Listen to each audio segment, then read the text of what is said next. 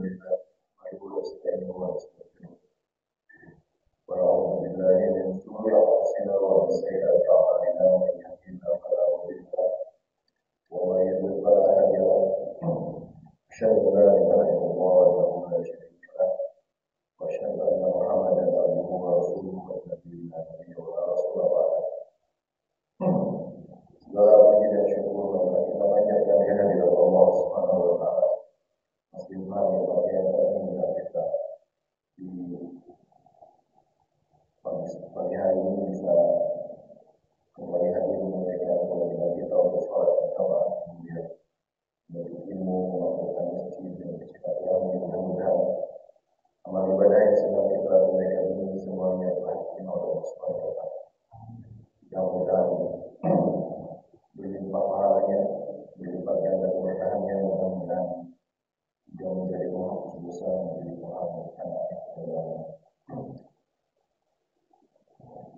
Salam dan salam semoga selalu dilimpahkan kepada kita Nabi Muhammad Sallallahu Alaihi Wasallam serta keluarganya dan sahabatnya dan seluruh umatnya yang mengikuti sunnahnya sampai zaman.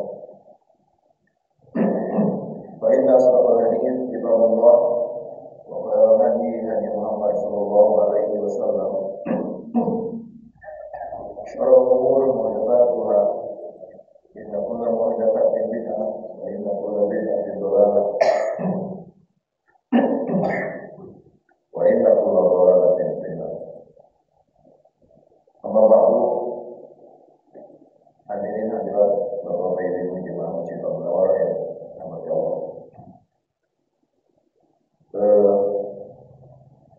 Sebenarnya Ramadan bulan dekat, tema yang paling sering disampaikan oleh para dai adalah tentang tahim Ramadan, persiapan menjelang bulan Ramadan. Tapi masih ada sepekan lagi besok, saya kira mudah-mudahan Ustaz yang lain besok bisa membahas itu. Adapun saya di pagi hari ini akan melanjutkan tema yang sebelumnya karena masih panjang.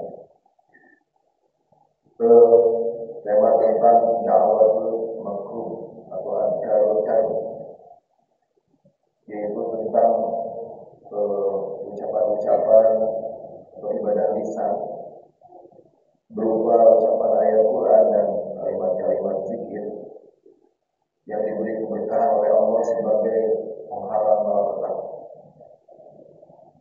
sebagai penghilang bencana, sebagai penghalang musibah dan penghilang penderitaan.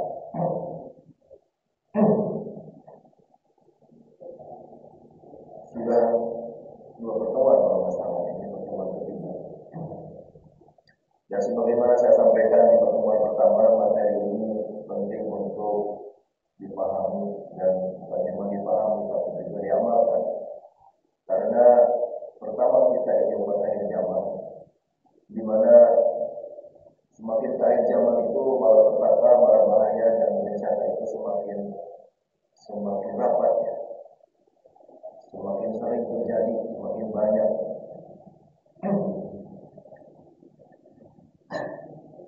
Kita pasti sudah merasa hal itu ya.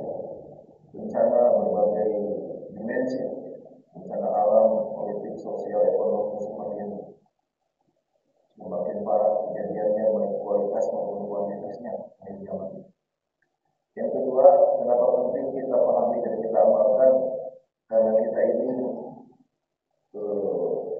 tinggal di Indonesia, sebuah negeri yang bencananya banyak. Kita semua pasti rasakan itu.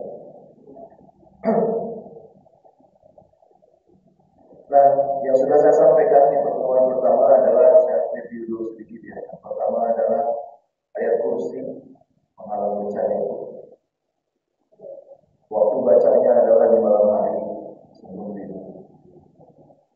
Yang kedua adalah dua ayat terakhir surat Al-Baqarah. Dibacanya juga di malam hari tapi bebas ya. Tidak ada dalilnya harus sebelum tidur, berarti jam berapa saja, yang penting malam hari. Bahkan dua ayat terakhir surah Al-Baqarah ini boleh dibaca di malam harinya, di luar sholat ataupun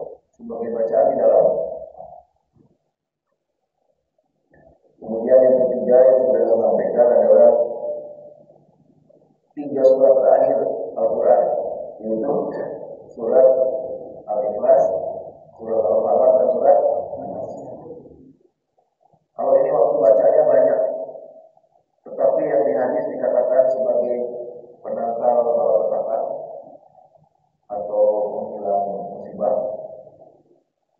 hanya ada dua, yaitu ketika al-ikhlas al-anas ini dibaca di pagi hari dan sore hari, dan masing-masing diulang 7 kali. Masing-masing diulang 3 kali. Kemudian waktu baca berikutnya adalah ketika bencananya sedang terjadi. Itu jam berapa saja, yang penting bencananya sedang menerjang, sedang terjadi. Dan ini dibacanya tidak ada batasnya, silakan dibaca berapa kali saja. Inilah al-ikhlas al-falaq. Kemudian di pertemuan kedua saya membahas satu saja karena banyak kisahnya, jadi tambahannya cuma satu, yaitu kalimat zikir penghalang bencana, penghilang malapetaka adalah hasballah. Baru 3 variasi, ada 5 variasinya. Setiap variasinya ada kisahnya. Hasballah itu yang sudah saya sampaikan adalah hasbunallahu wa ni'mal wakil. Kemudian itu ucapan Nabi Ibrahim ketika mau dilempar ke dalam api itu. Yang kedua adalah hasbunallahu wa ni'mal wakil, 'alallahi tawakkalna. Inilah ucapan hasballah yang bahkan bisa membuat kita terhindar dan selamat dari deretan malapetaka menjelang hari kiamat. Deretan malapetaka menjelang hari kiamat sangat mengerikan semua. Kalau kita rajin membaca kalimat yang kedua ini, kita akan diselamatkan dan dihindarkan. Kemudian yang ketiga, ini yang diucap oleh Aisyah ketika beliau dapat musibah dituduh zina, dituduh selingkuh selama 1 bulan itu, yaitu hasbi Allah wa ni'mal wakil. Bertiga seperti ingat saya ya, yaitu hasbunallah wa ni'mal wakil, hasbunallah wa ni'mal wakil, 'alallahi tawakkalna, dan hasbi Allah wa ni'mal wakil. Mari kita lanjut variasi berikutnya.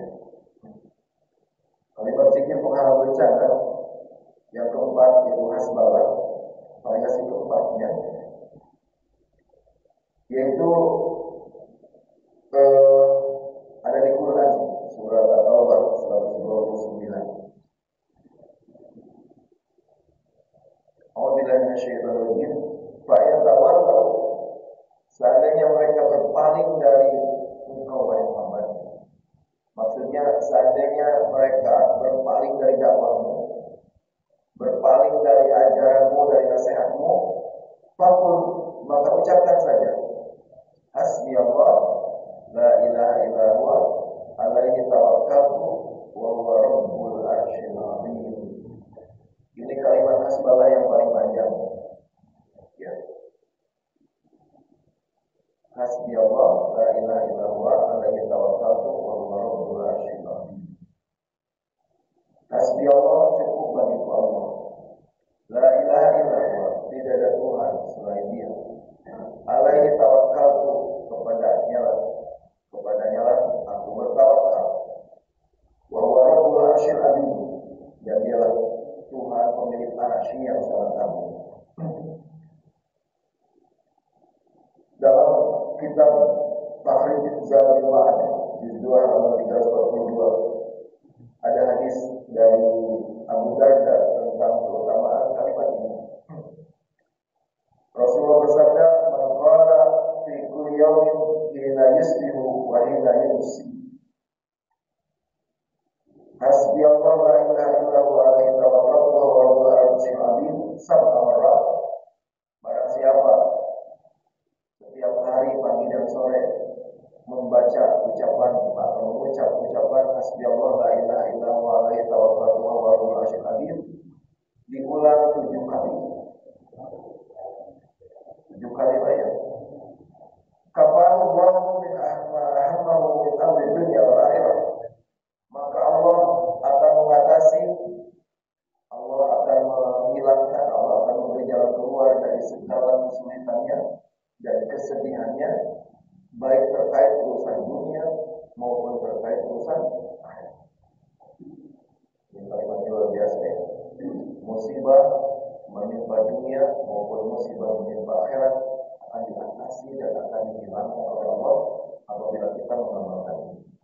Nah, dari 5 variasi ucapan hasbalah inilah yang ada waktu spesifiknya. Yang lain tadi hasbunallahu wa ni'mal wakil, hasbiyallahu wa ni'mal wakil itu tidak ada waktunya secara spesifik, Pak. Boleh dibaca kapan saja. Kapan saja dibacanya, berapa kali saja silakan. Kalau ini ada waktunya dan ada bilangannya, Pak. Dibacanya pagi hari dan sore hari. Digabungkan saja dengan zikir pagi dan sore. Dibacanya diulang 7 kali. Kalau belum hafal kalimatnya ada di surat At-Taubah ayat 129. Kalimatnya dahsyat karena akan diatasi kesulitan dan penderitaannya terkait urusan dunia maupun terkait urusan. Karena memang musibah itu, bencana itu ada klasifikasinya. Salah satu klasifikasi musibah itu adalah ada musibah terkait urusan dunia, ada musibah terkait urusan, ada musibah terkait urusan dunia, ada musibah terkait urusan agama. Mana yang lebih mengerikan sebenarnya, Pak? Yang lebih mengerikan adalah kalau musibah terkait urusan agama. Tapi kita seringkali tidak merasa musibah, ya. Seringkali tidak merasa sebagai musibah. Yang kita rasakan sebagai musibah itu biasanya terkait urusan dunia saja. Sakit, gitu kan. Musibah katanya sakit kan. Urusan dunia urusan akhirat kalau sakit itu. Urusan dunia. Kecelakaan, ditipu orang, usaha bangkrut, itu kita merasa banget itu kalau musibah. Tetapi kalau urusan akhirat, urusan dunia, seringkali tipis perasaannya.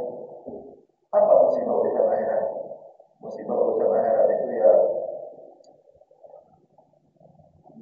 ibadah terasa berat gitu ya, musibah itu. Nggak ada nikmatnya ibadah. Musibah bukan itu. Musibah lebih berat mana sebenarnya dibanding sakit dan kecelakaan ini? Lebih berat itu, Pak. Ya. Nggak ada rasa nikmatnya ibadah itu yang ada terasa berat dan ibadah. Giliran maksiat ringan dan semangat itu musibah. Doa rajin tapi nggak dikabul-kabul sama Allah. Tapi bukan cuma itu sih, ada juga musibah terkait dunia yang kita rasakan berat. Contohnya apa? Punya suami selingkuh, musibah. Urusan dunia urusan akhirat. Urusan akhirat itu kan selingkuh, maksiat soalnya. Anak terjerumus narkoba, maksiat urusan akhirat. Maka kayak gitu makanya dunia akhirat ya, Pak. Dunia akhirat ya. Karena terkuras juga dunia kita juga ketika anak terjerumus narkoba. Akan Allah atasi, akan Allah kasih jalan keluar. Apa kalimatnya tadi? Mari kita baca semua. Hasbi Allah. Baca itu. Mudah-mudahan dengar Allah. Hasbi Allah. La ilaha illa huwa. Alaihi tawakkaltu. Wa huwa rabbul arsyil azim. Ya, ini sebenarnya ibadah-ibadah ringan ya. Cuma ucapan lisan itu nggak ada keringat sedada semua. Tapi kalau kita amalkan dengan rajin itu dampaknya luar biasa. Nah, ada tambahan fungsinya kalimat ini, Pak. Dilihat dari ayatnya. Tadi kan ayatnya bunyinya gini, fa'in tawallu, seandainya mereka berpaling dari dakwah wahai Muhammad, maka ucapkan saja hasbi Allah, la ilaha illallah, alaihi tawakkaltu wa huwa rabbul arsyil azim. Dari kalimat ini ada fungsi tambahan berarti yaitu ucapan tadi itu ya, ucapan hasbalah yang paling panjang ini disunahkan untuk diucap ketika kita berdakwah, beramar ma'ruf nahi munkar, menasihati siapapun, dan dakwah kita, nasihat kita dicuekin. Mendakwahin saudara, kerabat, anak gitu, tapi berminggu-minggu, berbulan-bulan nasihatin seperti nggak ada pengaruhnya, tidak ada insaf-insafnya. Maka daripada stres, daripada kecewa, daripada marah-marah, mendingan ucapkan hasbi Allah, la ilaha illallah, alaihi tawakkaltu wa huwa rabbul arsyil azim. Maka insya Allah ucapan ini akan menjadi pengantar hidayah ke hati orang yang sedang kita nasihatin. Jelas Pak ya? Hidayah itu dari Allah. Hidayah itu dari Allah. Sebenarnya ucapan kita itu hanya sarana saja. Yang menentukan orang itu insaf tidak sampai sadar tidak itu Allah. Maka ucapkan zikir ini yang sering ketika kita sedang berusaha merubah akhlak seseorang yang kita cintai. Ketika kita berusaha sedang menasehati orang yang kita sayangi. Seringkali orang tidak paham. Sering saya dapat juga orang tua yang sedang nasihatin anak sudah bertahun-tahun yang sadar-sadar. Bukan cuma nasihat, ucapkan zikir ini. Tuh ya, di variasi keempat sudah. Nah, kadang-kadang kan kita ini tidak sanggup iman kita lagi agak turun atau makan anjlok, semangat ibadah lagi menurun. Tidak sanggup mengucap zikir-zikir yang panjang-panjang ini ulang-ulang sampai puluhan kali. Maka ada variasi yang kelima yang paling pendek.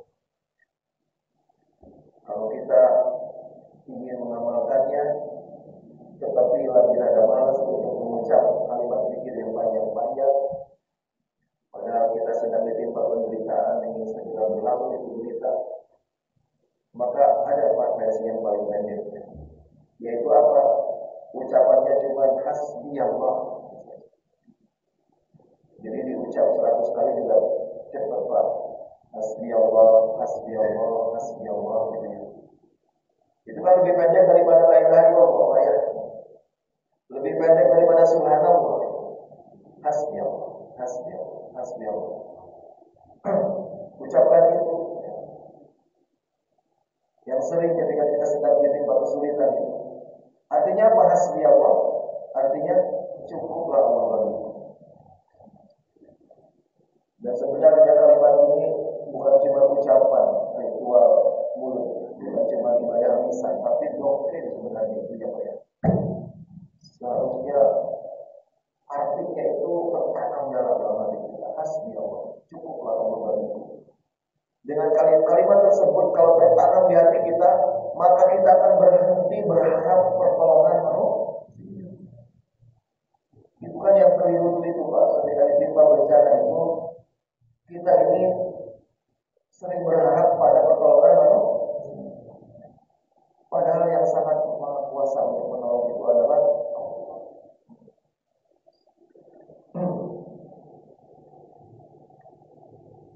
Nah, kalimat yang paling pendek ini ada kisahnya ya di Sahih Bukhari 3466 Sahih Bukhari dari Abu Hurairah radhiyallahu anhu. Di Muslim juga ada, di berbagai riwayat juga ada. Cuma yang saya baca yang paling Sahih Bukhari. Baina mamra'atun turdi'uha idh marra biha raqib wa hiya turdi'u faqalat Allahumma la tumit ibni hatta yakuna misla hadha. Faqala Allahumma la taj'al mislahu thumma raja'a bis-sajdi. Jadi begini ceritanya tuh ya, saya terjemahkan hadis ini. Rasulullah bercerita di suatu masa di masa lalu itu ya. Ada seorang ibu menyusui anak bayinya. Ketika dia rumahnya ada di pinggir jalan gitu Pak. Ketika dia sedang menyusui anak bayinya itu lewatlah rombongan. Beberapa laki-laki naik kuda atau unta, pakaiannya mewah, perhiasannya luar biasa, orang-orang kaya.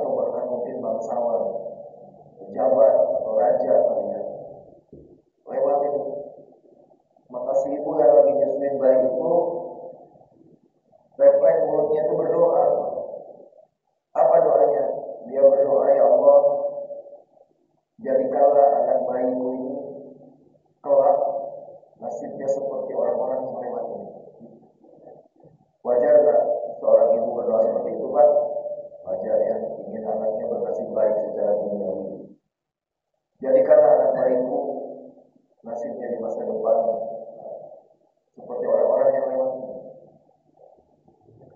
Tiba-tiba bayi yang lagi nyusu ini melepaskan mulutnya dari susu ibunya.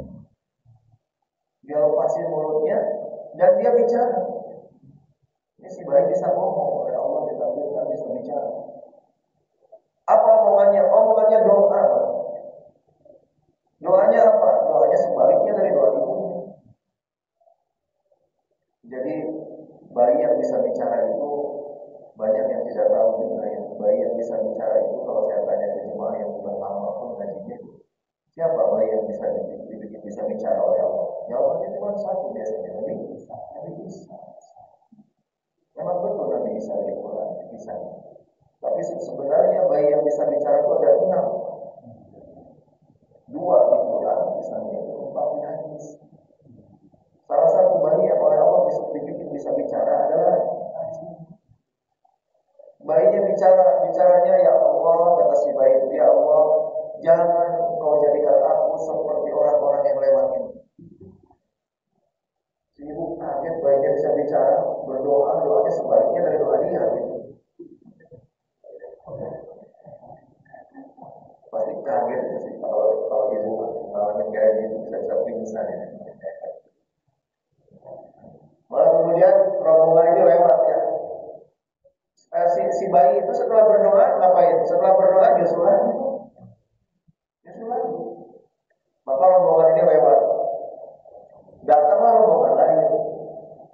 Rombongan lain juga beberapa orang laki-laki juga. Tapi mereka ini orang-orang biasa yang nggak berpakaian mewah, nggak berperhiasan mewah, dan nggak naik kuda juga. Mereka jalan kaki semua. Dan para laki-laki ini nyeret-nyeret perempuan, ditendang-tendang, dicambuk, dijambak, dipukul, diudahin gitu perempuan ini sampai dicaci maki. Dicaci makinya zania, sarikah, artinya apa? Dasar perempuan penzina, dasar perempuan pencuri gitu. Disiksa nih perempuan sampai diseret-seret. Si ibu melihat itu yang lagi nyusuin ini, maka refleks lagi mulutnya berdoa lagi. Si ibu berdoa, Allahumma la taj'al ibni mislah. Ya Allah, janganlah bayiku kelak seperti perempuan ini. Gitu. Janganlah bayiku bernasib seperti perempuan yang lagi disiksa itu. Maka si bayi ini kalau lepasin mulutnya lagi dari mulut ibunya. Ini lebih dasar dari lebih kisah, lebih sama sekali doang 2 kali. Si bayinya lepasin mulutnya dari susu ibunya lagi, kemudian doa lagi. Doanya apa? Sebaliknya lagi dari mulut ibu, dari doa ibu. Allahumma ja'alni mithlaha, ya Allah jadikan aku seperti perempuan itu. Si ibu kaget, pasti lebih kaget itu si ibu. Kenapa? Karena malah pengen kayak begitu. Jadikan aku seperti perempuan itu. Maka kemudian Rasul menjelaskan di hadisnya. Kata Rasulullah, rombongan pertama itu adalah jabarut minal jabarin. Rombongan pertama itu adalah rombongan penguasa yang sangat zalim dengan para pejabatnya. Dan ini para ulama sering menyampaikan hadis ini ketika menjelaskan betapa Allah sangat benci kepada penguasa. Apa buktinya? Sampai mulut seorang bayi yang bukan nabi, bukan calon nabi kayak Nabi Isa, dibikin bisa bicara. Untuk apa? Untuk membatalkan doa ibu. Dan hadis ini juga informasi tentang betapa mustajabnya doa seorang ibu. Sampai untuk membatalkannya, Allah membuat mulut seorang bayi bisa bicara. Ya. Jadi ada informasi 2 di sini ya. Informasi tentang betapa mustajabnya mulut seorang ibu. Kedua, betapa Allah sangat benci kepada penguasa zalim. Nggak akan mulut seorang bayi dibikin bisa bicara kalau Allah tidak benci terhadap orang zalim yang lewat itu. Mudah-mudahan penguasa ini kita tidak zalim ya. Tuh ya. Kemudian ada pun yang kedua, rombongan yang kedua adalah seorang perempuan yang sangat saleh. perempuan ini dimuliakan sekali oleh Allah dengan 3 alasan, 3 penyebab kemuliaannya. Pertama apa? Pertama, perempuan ini orang soleh, kata Rasulullah. Orang soleh, rajin ibadah. Yang kedua, perempuan ini sedang menderita. Menderitanya apa? Dituduh zina, dituduh maling, padahal dia tidak melakukan. Orang yang sedang menderita itu sangat disayang dan sangat dimuliakan. Bukan cuma menderita, ini lebih lagi. Ini orang sedang dizalimi, Pak. Orang yang sedang dizalimi itu sangat disayang dan sangat dimuliakan oleh Allah. Yang ketiganya apa? Kemuliaan orang ini, perempuan ini, sampai saking mulianya mulut bayi dibikin bicara, menginginkan seperti orang itu. Kemuliaan ketiganya adalah si perempuan ini, kata Rasulullah, sepanjang hidupnya, bahkan ketika dia sedang disiksa itu, setiap pukulan menimpa tubuhnya, tendangan, cambukan menimpa tubuhnya, dia tak putus-putus mengucap hasbi Allah, hasbi Allah, hasbi Allah. Mari kita ucap istilah kalimat ini yang lazim. Mudah-mudahan Allah memuliakan kita seperti mulianya itu perempuan. Itu kisahnya ya. Mudah-mudahan kita bisa mengamalkan. Baik, itu zikir yang kata azkarul qalb yang keempat, yaitu yang disebut hasbah dengan 4 variasinya. Mari kita beralih ke zikir yang kelima ya. Kalimat zikir yang kelima yang merupakan azkarul qalb, zikir yang dikasih keberkahan oleh Allah sebagai penghalang malapetaka, penghilang berbahaya, adalah kalimat zikir yang disebut Ghadwatul Dinun. Apa itu Ghadwatul Dinun? Dinun itu, nun itu apa namanya, ikan paus. Ada seekor binatang yang dalam bahasa Arab namanya itu terdiri dari 1 huruf, yaitu nun. Dinun. Nabi yang ditelan ikan paus.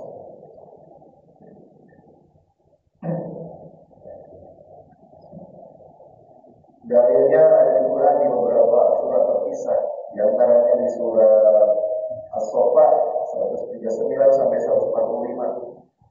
Allah berfirman, "A'udzubillahi minasyaitonir rajim, wa inna Yunus minal mursalin." Sesungguhnya Yunus itu benar-benar utusan Allah. Idh abaqa ila fulkil mashhun. Ketika Yunus pergi menaiki kapal yang penuh muatan, fasahama maka minal mudhadin, maka diadakanlah undian dan Yunus kalah dalam undian itu. Fataqahu wal waqlin, maka Yunus pun ditelan ikan paus dalam keadaan tercela. Sebelum saya lanjut, saya terangkan dulu nih Pak. Ibu Quran memang kalau bercerita berkisah itu begitu, loncat-loncat, singkat sekali. Sehingga kalau nggak baca hadis, nggak baca tafsir, kita nggak tahu kisah lengkapnya. Coba lihat ayat ini. Sesungguhnya Yunus itu betul-betul utusan Allah. Ketika suatu hari dia pergi naikin kapal yang penuh muatan. Nggak dijelasin perginya kemana, mau ngapain, tujuannya apa, nggak dijelasin. Nabi Yunus pergi naikin kapal yang penuh muatan. Kalimat berikutnya apa? Fasahama, maka diadakanlah undian, fakana minal mudhadin, dan Yunus kalah undian. Undian apa ini? Nabi Yunus ikut judi gitu. Di atas kapal itu ada undian, terus Nabi Yunus ikutan. Bukannya Nabi Yunus itu Nabi. Kan? Kemudian coba ayat berikutnya, loncat lagi ayat berikutnya itu. Fataqahu wal waqlin, maka Yunus ditelan ikan paus dalam keadaan tercela. Dari undian kemudian ditelan ikan paus, apa itu maksudnya? Apakah itu undiannya itu, judinya itu hukumannya gitu? Gimana sih? Itulah perlunya baca hadisnya. Kenapa Allah kalau bercerita seperti itu? Allah itu sebenarnya Maha Kuasa menyampaikan kisah para nabi dengan sangat detail. sangat rinci, ya, dengan tetap bahasanya sangat indah. Allah kuasa. Masalahnya, kenapa dibikin singkat seperti ini? Masalahnya kalau kisah-kisah Nabi itu di Quran disampaikan secara detail, Qurannya mau setebal apa coba? Ya. Quran sekarang aja segitu doang, banyak yang 1 tahun nggak hatam-hatam. Banyak yang cuma hatam bulan Ramadan doang, 11 bulan lagi nggak hatam. Gimana kalau 3 kali lebih tebal, Pak? Gitu. Malas bacanya juga. Maka dibikin sesingkat-singkatnya, hanya poin-poin pentingnya saja yang diungkap. Untuk kisah yang lengkapnya baca. Kalau hadis tak cukup, baca tafsir. Ya, kita semua sudah tahu lah kisahnya itu. Nabi Yunus itu perginya itu bukan untuk perang, bukan untuk dagang, bukan untuk dakwah pula. Perginya karena kesal, gitu. Dan menurut perasaan kita wajar kesalnya Nabi Yunus. Ya. Nabi Yunus berdakwah puluhan tahun ke sebuah kota yang penduduknya sangat padat dan banyak, 100.000 lebih untuk zaman Nabi Yunus masih itu banyak. 100.000 lebih umatnya Nabi Yunus. Umat para nabi lain tidak dikatakan sebanyak itu, hanya umat Nabi Muhammad yang dikatakan banyak. 100.000 lebih. Berapa orang yang beriman? Puluhan tahun didakwahi, kagak ada seorang pun. Wajar kesel Nabi Yunus. Nabi Lut masih mending, Nabi Lut ada yang beriman, putrinya juga ada. Putrinya juga beriman. Ya. Nabi Nuh masih ada satu perahu ya. Masih ada. Nabi Yunus nggak ada, maka dia kecewa berat ya, frustasi. Maka berniat untuk berhenti dakwah. Pensiun aja dari Rasul itu. Sebuah kesalahan yang tidak pernah dilakukan Nabi lain ya. Naik kapal penuh muatan, maka kemudian di kapal itu di tengah perjalanan oleh Pak hampir tenggelam. Beda-beda riwayatnya, tapi yang paling logisnya, yang paling gampang dicernanya, kapalnya kena badai, hampir tenggelam gitu. Dan Nabi Yunus langsung menyadari bahwa badai yang dikirim itu adalah untuk dirinya gitu. Untuk dirinya. Maka Nabi Yunus segera bilang ke kapten kapalnya bahwa badai ini tidak akan berhenti. Dan kapal akan tenggelam. Kenapa? Karena badai ini dikirim untuk menghukum seseorang yang dosanya sangat berat yang ada di kapal ini. Siapa orangnya? Saya. Ya. Supaya selamat penumpang kapal, saya harus loncat. Ya. Tapi kapten kapal dan penumpang kapal nggak ada yang izinin semuanya. Karena apa? Karena sehari-harinya mereka tahu Nabi Yunus itu seorang yang paling soleh. Mereka malah berpikir sebaliknya. Engkau yang paling soleh di kapal ini. Kalau engkau loncat, makin parah yang ada. Karena nggak diizinin, pada dihalangi. Akhirnya Nabi Yunus untuk meyakinkan penumpang kapal, Nabi Yunus bilang, coba aja dibikin mulia. Kalau nggak percaya, kocok gitu ya. Nanti yang keluar aku terus. Maka mereka pun bukan bukti dibikin mulia. Ditulis nama-nama orang, kemudian dikocok, dilempar, 3 kali yang keluar Nabi Yunus terus. Maka baru mereka percaya bahwa Nabi Yunus yang ditarget oleh badai itu. Maka Nabi Yunus loncat dan beliau langsung dirempel. Kalimat berikutnya yang terkait materi saya 143. Falaula annahu kana minal musabbihin. Seandainya Yunus diperhatikan paus itu tidak lagi bertasbih. Lalami tatibati ila yaumi yub'atsun. Seandainya Yunus tidak lagi bertasbih, maka aku akan benamkan dia di perut ikan paus itu sampai hari kiamat. Berarti pada batang bil araf wa sakit, maka kami lemparkan Yunus di pinggir pantai dalam keadaan sakit. Berarti yang membuat Nabi Yunus selamat dimuntahkan oleh ikan paus di pinggir pantai apa itu berarti? Tasbih. Walaupun annahu kana minal musabbihin. Seandainya Yunus itu ikan paus tidak lagi bertasbih. Jadi tasbih itu medianya, sarananya, wasilahnya yang membuat Nabi Yunus itu selamat dari penderitaan itu, terhindar dari kematian di perut ikan paus. Tasbihnya apa ucapannya? Gitu kan? Kan tasbih banyak, ada subhanallah, bihamdi, lain-lainnya. Nah, ucapan tasbihnya ada di ayat lain, di surat lain.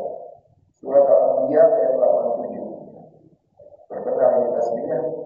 Wadanun, wadanun, dan Nabi yang ditolongkan paus.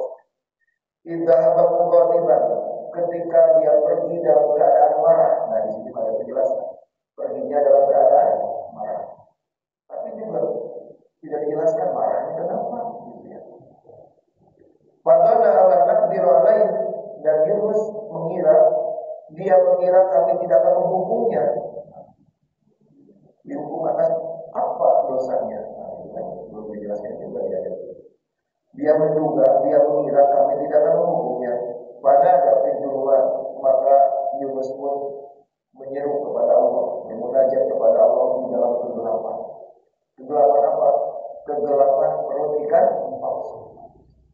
Apa ucapannya? La ilaha illa anta subhanaka inni kuntu minadh dhalimin. Saya di beberapa masjid sampai ini la ilaha illa anta subhanaka inni kuntu minadh dhalimin. Saya sampaikan ketika habis ceramah sampai, Ustaz, saya ngamalin itu dari kecil. Kenapa? Karena di kampung saya suka ada malam Jumat tertentu yang masyarakat berkumpul, kemudian bersama-sama mengucap zikir itu sampai 100 kali. La ilaha illallah. Jadi itu masa kecil saya, kemudian saya amalkan terus sampai dia tinggal di Jakarta ya. Saya amalkan terus itu. Tapi baru saya tahu sekarang kalau itu zikir Nabi Yunus. Baru saya tahu sekarang kalau itu zikir Nabi Yunus di perut ikan paus. Saya amalkan sudah puluhan tahun. Iya, itu zikir yang sangat sering disampaikan oleh para ulama sebagai panggilan bencana. Zikir Nabi Yunus di perut ikan paus. La ilaha illa anta subhanaka inni kuntu minadh dhalimin. Kenapa disebut tasbih, Pak? Karena kan awalnya la ilaha illa anta, ada 3 kalimat ya. La ilaha illa anta. Itu namanya apa? Tahlil ya. Tidak ada Tuhan selain tahlil. Tengah-tengahnya yang diambil nama Subhanaka, Maha Suci, tasbih. Jadi Allah mengambil nama dari tengahnya, Subhanaka, tasbih. Sedangkan kalimat terakhirnya mah bukan zikir. Iya, itu namanya i'tiraf. Inni kuntu minadh dhalimin. Sungguh aku telah berbuat salah. Itu i'tiraf. Jadi ini gabungan antara tahlil, tasbih dan i'tiraf. Maka jadilah dahsyat kalimat. Dan dari kisah ini juga para ulama menjelaskan berarti ada satu ibadah lisan juga yang sangat dicintai Allah, dianjurkan untuk diucap ketika kita sedang ditimpa bencana dan akan menjadi sarana penghilang bencana itu, yaitu i'tiraf. Ini ibadah lisan yang masih jarang dipahami oleh umat Islam, bahkan yang ngajinya sudah sering sekali. Saya kalau tanya ke jemaah yang ngajinya sudah lama juga, atau pesantren yang sudah 3 tahun lebih nyantrinya di pesantren saya, ibadah lisan apa saja coba? Biasanya jawabannya hanya baca Quran, doa, zikir, sholawat. Amal bapak yang mengatakan nggak kesebut. Ibadah lisan masih ada beberapa. Di antaranya i'tiraf, ucapan pengakuan atas itu ibadah lisan yang sangat dicintai Allah. Para nabi melakukan itu. Siapa selain Nabi Yunus? Nabi Adam. Setelah memakan buah terlarang itu, Nabi Adam mengatakan Rabbana dzalamna anfusana. Ya Allah, sungguh kami telah berbuat zalim. Ya, bukan zikir, bukan doa. Itu ibadah lisan tersendiri. Namanya pengakuan atas. Nabi Musa ketika keceplosan membunuh orang, Nabi Musa bilang apa? Robbi inni dzalamtu nafsi faghfir. Ya Allah, sungguh aku telah berbuat zalim. Apa itu namanya? Pengakuan. Ketika kita habis berbuat dosa, ketika kita ditimpa malapetaka, maka salah satu ibadah lisan yang sangat dianjurkan untuk diucap adalah itu. Itulah yang diucap oleh Nabi Yunus itu. La ilaha illa anta subhanaka inni kuntu minadz. Maka ketika Allah sangat mencintai pengakuan atas dosa, berarti sebaliknya Allah sangat benci orang menyangkal dosa. Ya, jadi boleh juga dengan bahasa kita juga, Pak, kata para ulama ya. Kalau kita sedang ditimpa bencana, ditimpa malapetaka, kemudian lupa kalimat Nabi Yunus ini yang saya terangkan ini lupa, kemudian kalimatnya seperti apa, ada di surat apa, ayat berapa, lupa, maka boleh dengan ucapan kita sendiri. Ya Allah, saya akui dosa telah saya lakukan. Ya Allah, saya akui telah berbuat zalim. Barangkali kesulitan ini akibat kezaliman saya.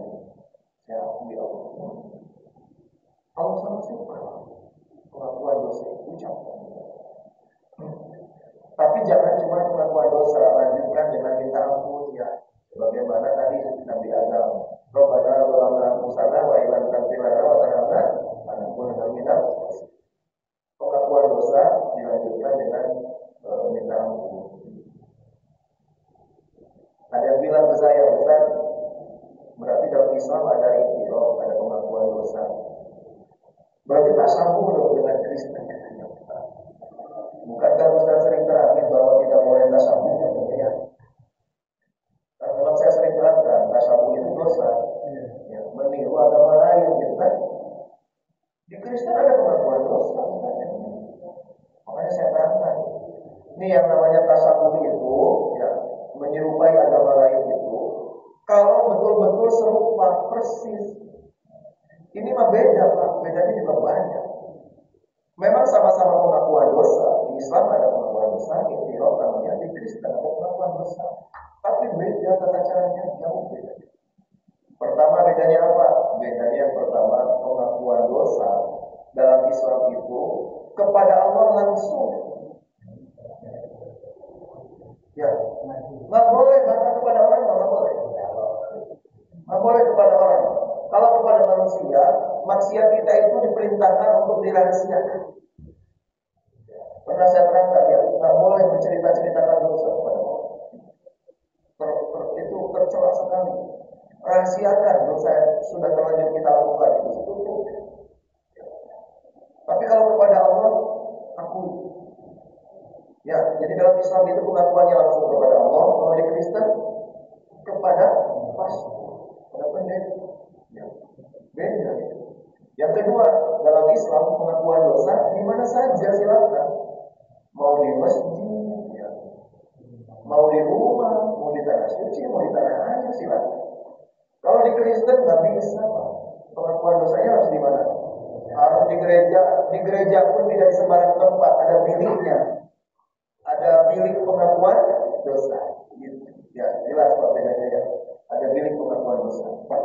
Perbedaan kedua, perbedaan ketiga, dalam Islam pengakuan dosa itu nggak boleh rinci-rinci, nggak boleh detail-detail, nggak boleh panjang-panjang. Lihat ini pengakuan dosanya Nabi Yunus. Cuma kalimatnya, inni kuntu minadz dzalimin. Ya Allah, sungguh aku telah berbuat zalim. Pendek sekali. Bahkan kezalimannya apapun nggak disebut. Padahal Nabi Yunus, Pak, kalau ingin rinci mah bisa. Ya Allah, aku telah berbuat zalim. Aku kecewa sama umatku di dakwah puluhan tahun gak ada yang beriman. Aku tinggalin aja. Bisa Nabi Yunus kan cerita begitu. Nabi Adam makan buah terlarang, ya, makan buah kuli itu. Nabi Adam pengakuan dosanya gimana? Rabbana dzalamna anfusana. Segitu doang. Berikutnya, kalimat berikutnya meminta ampun. Wa illam taghfir lana. Kalimat iktirafnya pengakuan dosanya cuma itu. Rabbana dzalamna anfusana. Ya Allah, kami telah berbuat zalim. Padahal Nabi Adam kalau merinci bisa. Ya Allah, aku digoda setan. Sampai aku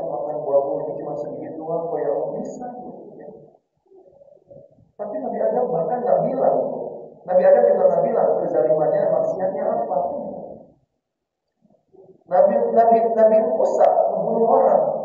Pengakuannya apa? Rabbi inni dhalamtu nafsi faghfirli. Ya Allah, aku telah berbuat zalim, ampuni. Itu. Nabi Musa nggak bilang, ya Allah, aku membunuh orang nggak sengaja, ya Allah. Sebenarnya cuma mau memisahin orang berantem. Enggak. Pendek saja. Kenapa?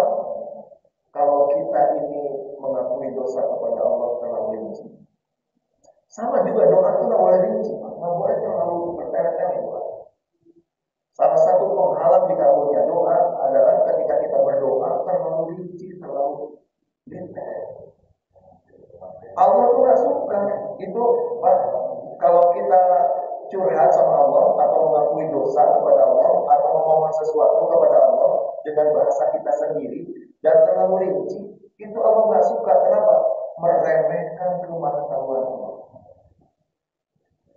Yang Allah inginkan itu doanya, pengakuannya, bukan informasinya ya Bang. Allah mengetahui apa yang terjadi sedetail-detailnya. Bahkan Allah mengetahui apa yang terjadi sebelum terjadi. Jadi ngapain juga kita ngomong panjang-panjang? Ya. Cukup ucapkan, ya Allah, aku telah berbuat zalim. Ampuni. Kezalimannya apa? Aku pakai. Jelas Pak? Kalau di Kristen mana bisa kayak gitu Pak? Coba saya punya mualaf-mualaf Pak di Jakarta Utara itu orang-orang Chinese, ada masjid Chinese banyak mualaf. Saya sering ngobrol dengan mereka ketika mereka Kristen tuh pengakuan dosa itu kayak gimana? Nggak bisa pendek Pak. Dihalangin tirai kan dengan pasturnya itu. Dia bilang, pastor saya mau ngelakuin dosa apa? Saya berzina. Si pasturnya kepo sama siapa gitu. Gimana? Berapa kali kasus saya? Gak bisa pendek Pak, rinci jadinya. Penasaran namanya pastor juga manusia. Itulah bedanya yang ketiga. Jadi gak bisa dibilang tasyabuh beda.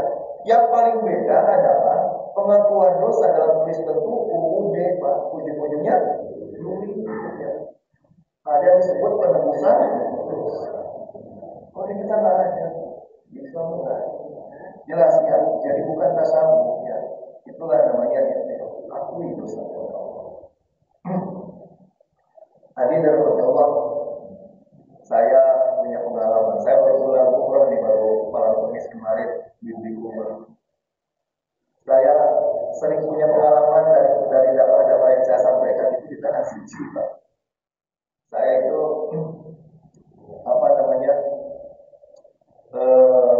ada dua kejadian yang terkait iktiraf ini saya ceritakannya.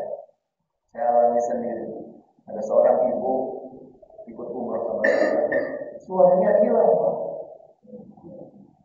Ya, jamaah umroh lagi padat-padatnya, lagi high season waktu itu. Hilang suaminya. Biasanya, ya. Kalau ada yang hilang tuh saya dengan tim, dengan handling dan dibantu dengan jamaah umroh yang muda-muda. Nggak lama juga ketemu Pak. Ya. Sejam 2 jam juga ketemu. Karena sudah tahu caranya dan disebar ke berbagai dan ditentukan titik ininya gitu ya. Kalau hilang pokoknya menuju Masjidil Haram deketin ini gitu ya. Gampang ketemu. Ini mah hilangnya gugur sampai isya itu ketemu. Berarti kan dia belum makan malam juga belum. Makan siang, makan malam saya masih khawatir saya ya. Dari dulu nggak pulang-pulang sampai jam 8 malam pulang-pulang. Si istrinya ngapain? Si istrinya tuh berdiri aja di depan, di samping, di depan pintu hotel dia berdiri. Sampingnya pintu hotel berdiri saja. Padahal ada kursi, kadang duduk, kadang berdiri, nangis gitu ya. Dengan air mata mungkin suaminya. Saya nyari saya juga lebih capek dari toa itu dari tempatnya. Ketemu. Akhirnya sudah kecapean nyari jam 8 malam itu ya. Saya juga belum makan gitu kan. Saya bilang ke si ibu itu ya. Saya bilang jadi saya hanya teringatkan dari saya. Ibu, ini biasanya ketemunya gampang orang hilang begitu. Nah pernah selama ini suami ibu lama banget cari banyak orang juga. Seperti sepertinya ada satu dosa. Sepertinya ada satu dosa yang menyebabkan ini. Terus gimana Ustaz? Ini saya bilang, akui dosa itu. Pertama, akui kepada Allah. Keduanya, minta ampun atas dosa itu. Gitu. Saya udah bilang akui sama Allah kan gitu ya. Dia malah nyerocos ke saya coba ngakuin. Saya bilang, ibu, bukan ke saya ngakuin, ya ke Allah gitu kan. Ke Allah. Nggak perlu tahu saya. Dia nyerocos ke saya. Iya Ustaz, saya ini ya. Intinya itu dia bilang dia sering nyakitin suaminya. Dia sering kesalahan suaminya sedikit aja dia ngomelnya termasuk di tanah suci dan itu begitu rupanya suaminya itu dimarah-marahin terus. Udah saya bilang berhenti mengakui kepada saya, nggak boleh mengungkapkan dosa kepada orang tua sama Allah. Oh gitu Ustaz, maka dia umat kami dia ngakuin sama Allah juga. Dia belum selesai lupa umat kami itu tiba-tiba dari seberang ada orang tua, bukan orang tua sih banyak. Ada orang tua lari itu nyebrangin jalan dan langsung meluk si ibu itu suaminya itu. Betapa cepatnya itu. Saya alami di beberapa tahun lalu. Dan ketika saya ajak ngobrol si bapak-bapak ini, Pak kemana aja saya bilang gitu. Si bapak-bapak bilang apa coba? Saya itu Ustaz katanya. Ada kali 5 kali lewatin hotel ini, masuk mata ke lobi. Tapi dia keluar lagi. Saya keluar lagi, Ustaz saya 5 kali masuk hotel ini katanya saya. Saya keluar lagi, kenapa keluar lagi? Yang saya ingat di benak saya, katanya ketika saya masuk ke gerbang itu banyak kursi dan meja makan. Atau bapak itu di lantai 2, saya bilang gitu. Itu yang banyak kursi dan meja makan di lantai 2 tempat makan. Ini kan lobi, katanya sofa gitu. Jadi yang dibayangkan dia itu ketika masuk itu lantai 2 Pak. Jadi dia keluar lagi. Kemudian saya tanya, Bapak, kalau Bapak betul-betul mulai masuk ke hotel ini, memang nggak lihat ibu dari bubur di sini berdiri? Enggak, katanya nyarinya. Dia nggak lihat si ibu nunggu di sini. Itulah dahsyatnya pengakuan atas dosa gitu. Al-Iqtiraf ya. Maka mari kita amalkannya. Bikin Nabi Yesus itu apa tadi ucapannya? La ilaha illa anta subhanaka inni kuntu minadh dhalimin. Saya kira itu saja tadi Pak ya. Mudah-mudahan bermanfaat apa yang saya sampaikan. Zikir hasbalah dan zikir Nabi Yesus ya. Ada yang tanya kan? Ada itu Bapak. Ada yang tanya? Itiraf Nabi Abu Nawas boleh apa? Itiraf Abu Nawas boleh aja, boleh bagus itu terima. Tapi yang lebih itiraf Nabi Abu Nawas itu apa kalimatnya itu? Ilahi lastu lil firdausi wala aqwa ala naril jahil. Itu kalau menurut saya bagus meskipun ada ulama yang menentangnya juga. Ada juga yang mengatakan jangan, katanya kalimat yang paling kelirunya dari itiraf Abu Nawas itu kalimat itu ilahi lastu lil firdausi. Ya Allah, aku ini bukan tidak layak menghuni surga, jangan katanya ya. Kalimat itu jangan, karena seorang muslim itu pada akhirnya akan sesuatu bertentangan dengan ayat itu. Tapi kalau menurut saya itu hanya kerendahan hatian ya. Memang ada istilah tentang zikir Nabi zikir kalimat ikhtilafnya bukan masjid. Gitu. Mendingan mengucapkan saja ikhtilaf versi para nabi lah. Sudah 3 tadi, versi Nabi Adam, Rabbana dzalamal anfusana, versi Nabi Yunus, la ilaha illa anta subhanaka inni kuntu minadh dhalimin, versi Nabi Musa, Rabbi inni dzalamtu nafsi faghfirli. Versi Nabi Muhammad jangan lupa. Versi Nabi Muhammad apa? Rabbi inni dzalamtu nafsi dzulman katsira wa la yaghfiru dzunuba illa anta faghfir li maghfiratan min indika wa arhamni innaka antal ghafurur. Rabbi inni dzalamtu nafsi dzulman katsira, ya Allah aku telah berbuat zalim dengan kezaliman yang sangat banyak. Atau ada lebih dahsyat Pak, kalimat itiraf yang paling dahsyat apa? Adalah yang Sayyidul Istighfar. Di dalamnya ada ikhtilaf. Apa tadi Sayyidul Istighfar itu mengatakan Allah ya? Apakah kalimat awalnya Allahumma anta rabbi la ilaha illa anta khalaqtani wa ana abduka wa ana la ilaha illa anta astaghfiruka a'udzu bika min syarri ma sana'tu abu laka bi ni'matika alayya. Ya, yang detailnya mana? Wa abu bi dzambi. Aku laka bi ni'matika alayya, aku akui nikmat Engkau kepadaku, wa abu bi dzambi, aku akui dosa-dosa.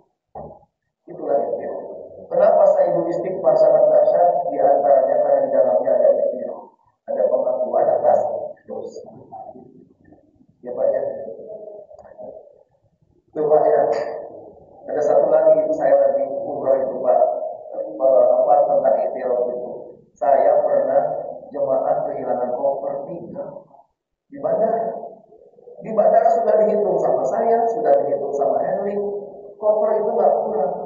Tapi ketika nyampe di hotel, koper nggak ada 3. Maka kemudian saya minta handling itu, ada beberapa orang handling tadi ke bandara, cari koper, nggak ketemu, dua hari juga. Akhirnya nyerah kita ya, udah mencari nggak ketemu. Akhirnya ketika pas itu sudah beli pakaian ya, orang-orang yang hilang koper itu beli pakaian di Mekah. Pas giliran umroh, saya ajak doa. Sudah berapa hari itu kamu sudah nyerah, sudah yang juga, sudah koordinasi dengan bagian bandara, nggak ada juga. Ketika habis umroh, di umroh itu saya ajak doa juga. Saya minta supaya dikasih solusinya. Setelah umroh, baru tuh ada jemaah yang nyamperin ke saya. Ustaz, kayaknya 3 orang yang hilang koper itu hilang kopernya karena dosa ya. Dia datang ke kamar saya, dosa apa memangnya? Pak, apa ya Bapak dengar dosa mereka? Ini Ustaz katanya.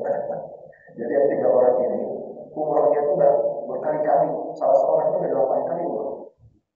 Ketika datang di bandara, waktu subuh, saya sibuk ya mengarahkan jemaah untuk sholat. Ada beberapa jemaah yang baru umroh pertama kali. Dia bukannya tunggu sholat, dia malah keluar mayor. Nyari koper dia. Maka 3 orang yang sudah sering umroh ini nasihatin orang. Kalimatnya begini katanya, kedengaran sama jemaah saya yang lain. Katanya nggak usah ngurusin koper. Koper mah ada yang ngurus, saya nanti ada yang ngurus. Nggak bakalan hilang katanya. Yang satu ngomongin, apa salahnya coba dia ngomong? Nggak ada insya Allahnya Pak. Nggak ada. Insya Allah nggak bakalan hilang, kan gitu. Dia bilang nggak bakalan hilang. Yang satunya lagi ngomong apa? Dia bilang saya udah umur 8 kali, nggak pernah ngurusin koper. Ada apa di sini? Kesombongan ya. Akhirnya 3-3-nya saya panggil. Saya bicara.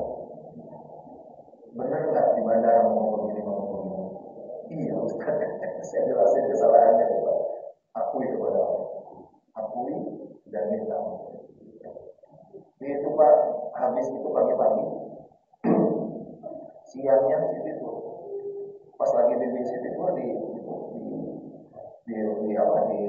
bis ya. Saya mau cerita di bis itu. Ada telepon Pak dari travel yang memberangkatkan kami travel. Ustaz, ini rombongan yang berikutnya baru lagi di Jeddah. Mereka ketika mau sholat di musola bandara Jeddah melihat ada koper travel 3 katanya di situ. Koper travel 3, koper jemaah Ustaz bukan. Iya saya bilang. Siapa aja namanya? Bawa ke sini ketemu Pak. Itu ada syaratnya ya. Pengakuan atas dosa dibarengi minta. Ya, betul-betul panggilan Allah. Mudah-mudahan bermanfaat ya apa yang saya sampaikan. Terima kasih atas perhatiannya. Mohon maaf kata-kata yang kurang berkenan dan saya mohon maaf lanjutnya. Saya mau ke Jakarta kuliah dulu. Saya lanjut ke dan sebelum saya tutup saya ucapkan selamat menunaikan ibadah sahur Ramadan ya. Kita tutup dengan doa Allahumma salim dari Ramadan, salim Ramadan ada salim minna ma taqabbala. Allahumma salim